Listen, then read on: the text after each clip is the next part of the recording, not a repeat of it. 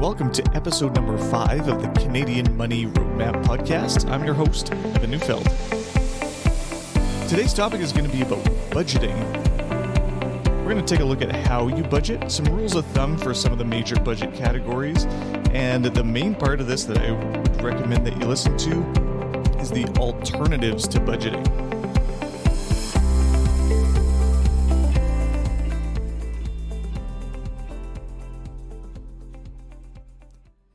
So budgeting is one of those things that as financial planners, I get a lot of clients coming into my office and saying, oh, it's something I should always be doing. I should be setting up a budget. The fact of the matter is the person that thinks that they should be doing a budget or you need to work with a planner to set up a budget for the first time, it's not necessarily the case. But I'm going to get into a few of those different factors as we go here.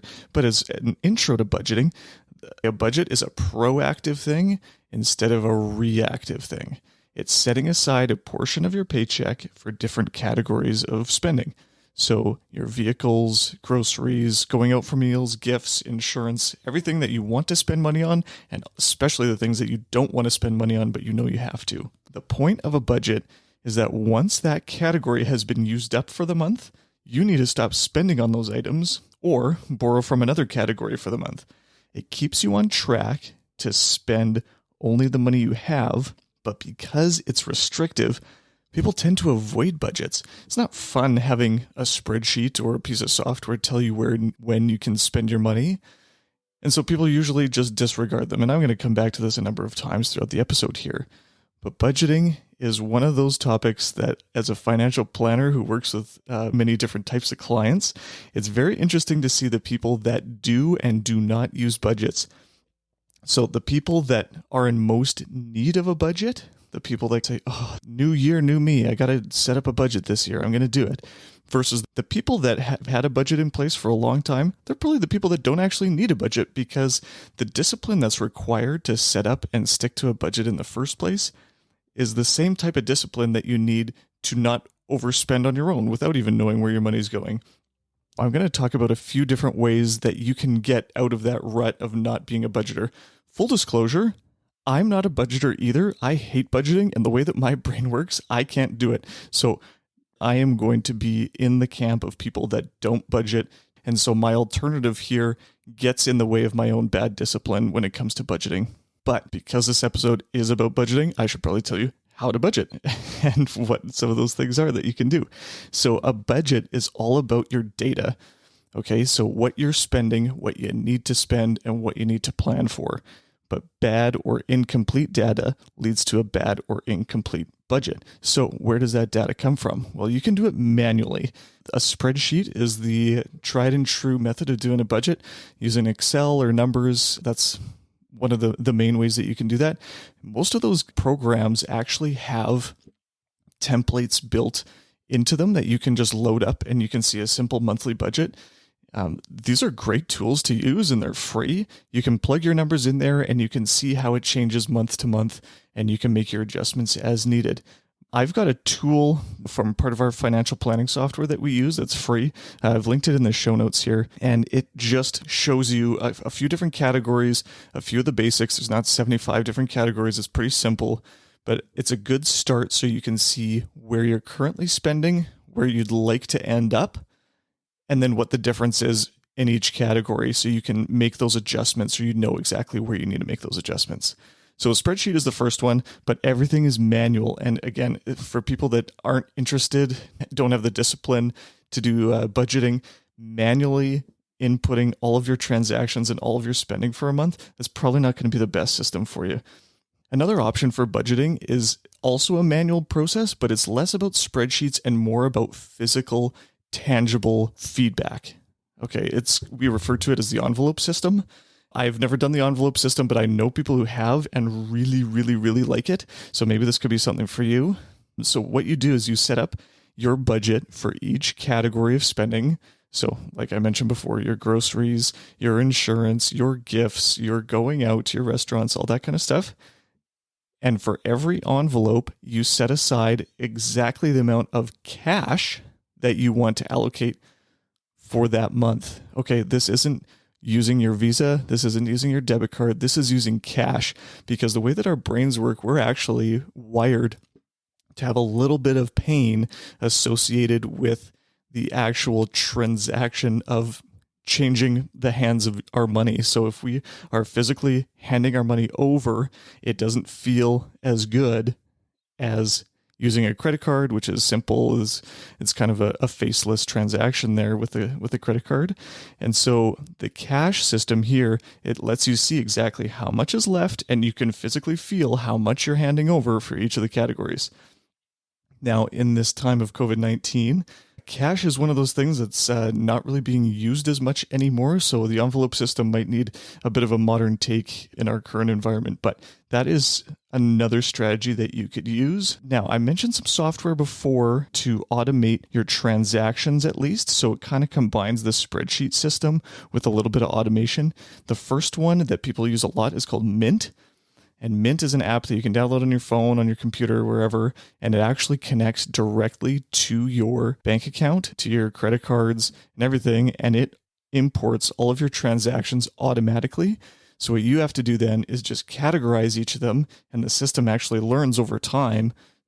Every time I go to Safeway, that's groceries, right? So you don't have to do it every single month, but it at least takes the burden of automatically putting the transactions into your spreadsheet for you. I've used Mint before. It's a pretty good system, but again, it's one of those things where you have to force yourself to take a look at every month to review what your transactions were every month or every week or every day or whatever you want to do, but you want to review what your transactions were and adjust your behavior accordingly if it's not in line with the budget that you set inside of it. Now, another piece of software that I know people have used and really like, and I also know people who've used it and really didn't like it. It's called You Need a Budget. And now that's a pretty on-the-nose name there, but they also go by the acronym YNAB, Y-N-A-B. This software isn't free. Last I checked, I think it was about $5 a month. It's an American software, but it still works with Canadian banks and things like that. So the same way as Mint, it automatically imports your transactions. But the strategy that they use for their software is that you give every dollar a job. It's telling your money where to go instead of figuring out where it went. YNAB, or You Need a Budget, is exactly that system. So you go through your categories, and if you're spending more on clothes this month and less on gas, well, you can kind of borrow from different categories as you go, and it just adjusts.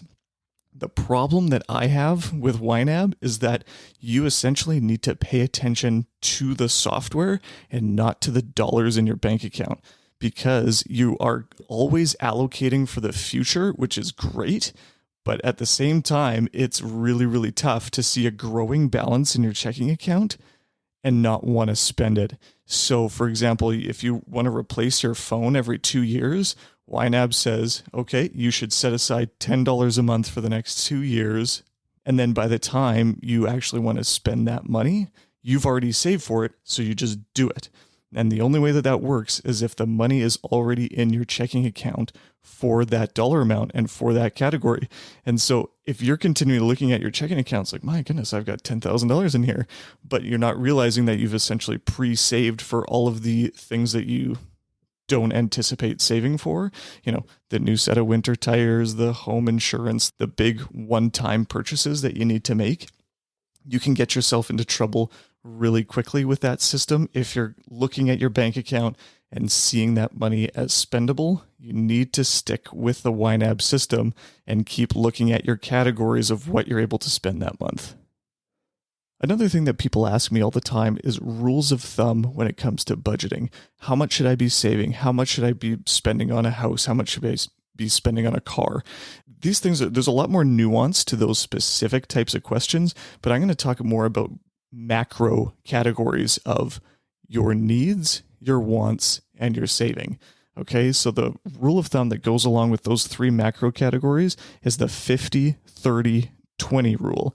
So 50% of your take-home pay, you should set aside for your needs. So that's your mortgage or your rent, paying for your vehicles, groceries, phone bill, electricity, all those different things that you actually need to spend money on every single month.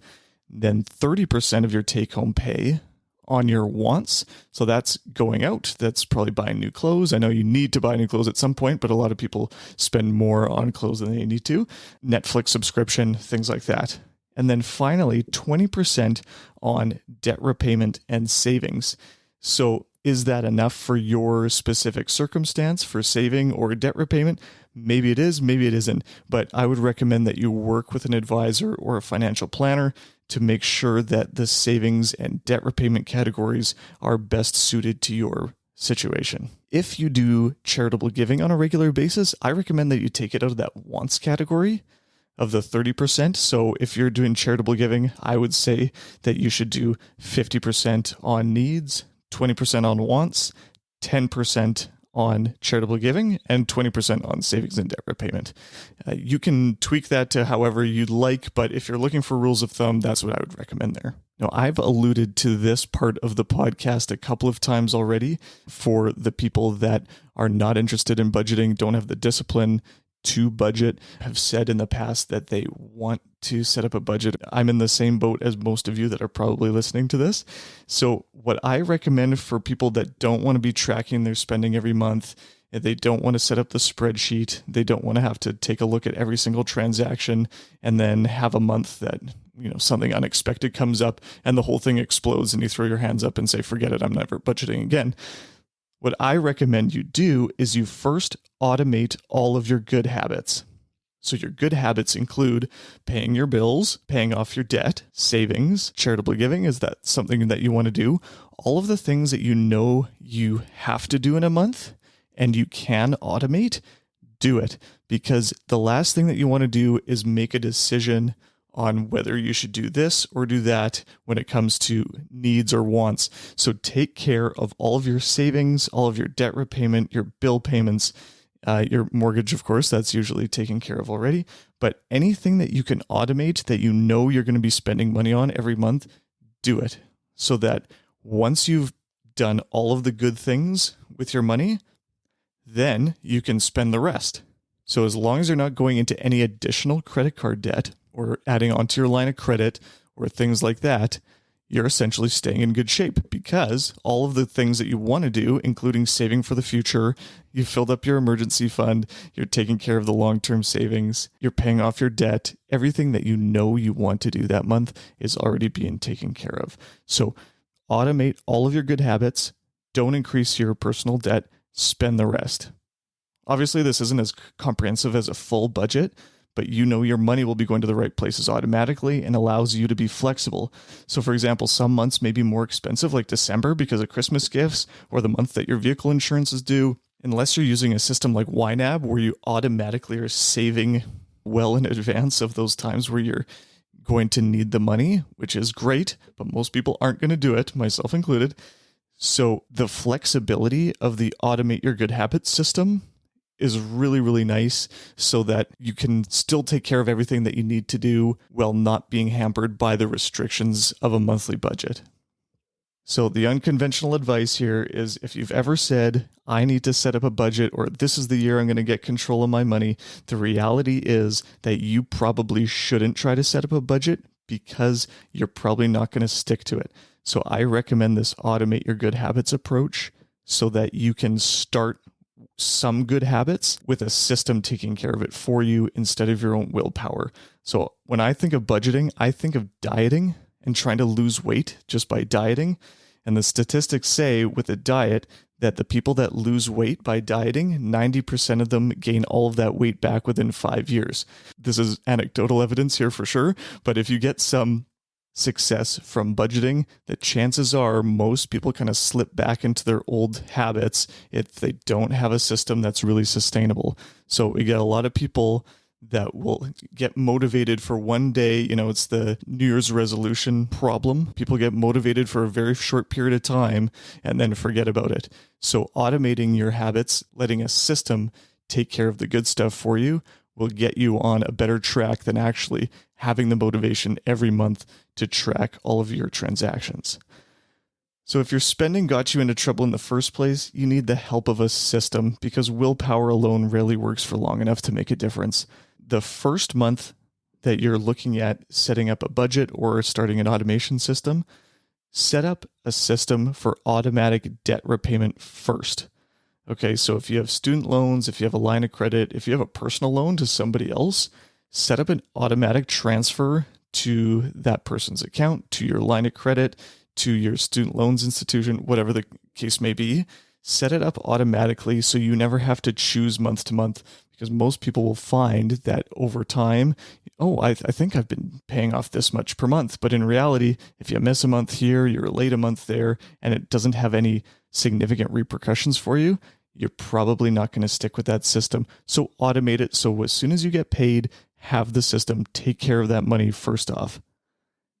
After that first month of your debt repayment, you could run it for a month or two just to make sure that everything's working okay. But after that, set up a system for your automatic bill payments. So if you've got your cell phone or cable or whatever, you need to pay month to month. If you're able to automate it, even if that's running on your credit card, you can do that. I'd recommend that you run it out of your checking account, just because running it off your credit card might be a way to increase your credit card debt without you really realizing it. And so if you have it just coming out of your checking account, you're essentially paying your bills and paying your debt with your money first before you're spending it. Then after the third month of kind of letting that run and making sure that that works for you, then you can set up a system to automatically save or invest your money. I would recommend that you work with a professional to do this, but if you're saving and investing on your own already, work with your financial institution to set up a system where you can do that automatically and you don't have to think about it. One of our former partners at our firm, he always told people that if you try to spend your money first and save whatever's left at the end of the month, there's never ever going to be anything left at the end of the month. So he recommended that you save off the top and then spend the rest. And so I'm recommending that here as well. So included with the items that you spend off the top, you do your savings, you do your debt, and you pay your bills off the top, and you do those automatically. But anything else that you can possibly automate, I would recommend that you do it after you've taken care of your debt, bills, and saving systems. All right, if you're still with me, thanks so much for listening. But just as a review, if you're going to budget, you can start with a spreadsheet. You could do the envelope system. You could use software. But if you're going to do it, I recommend that you automate as much of the recording of transactions as possible. And using software like Mint or You Need a Budget is a great way to do that. If you're looking for rules of thumb for building your budget, using the 50-30-20 to cover off your needs, wants, and spending and debt repayment categories, that's a really good place to start. And for those of us who hate budgeting and never want to do them and never want to track transactions or anything like that, start by automating all of your good habits. And your good habits are your savings, paying off your bills, charitable giving, and debt repayment. And then from there, you can spend the rest of your money. And as long as you're not increasing your personal debt every month, you'll be good to go. Thanks for joining me today on the Canadian Money Roadmap podcast. If you enjoyed today's episode, I'd really appreciate if you left me a review on Apple Podcasts with your biggest takeaway. If you have questions or ideas for topics you'd like me to discuss on future episodes, please reach out via my contact info in the show notes. This podcast is intended to be educational in nature, and you should always consult your financial, tax, and legal advisors before making changes to your financial plan. Any rates of return discussed are historical or hypothetical and are to be used for educational purposes only. Evan Neufeld is a qualified associate financial planner and registered investment fund advisor. Mutual funds are provided through Sterling Mutuals Inc.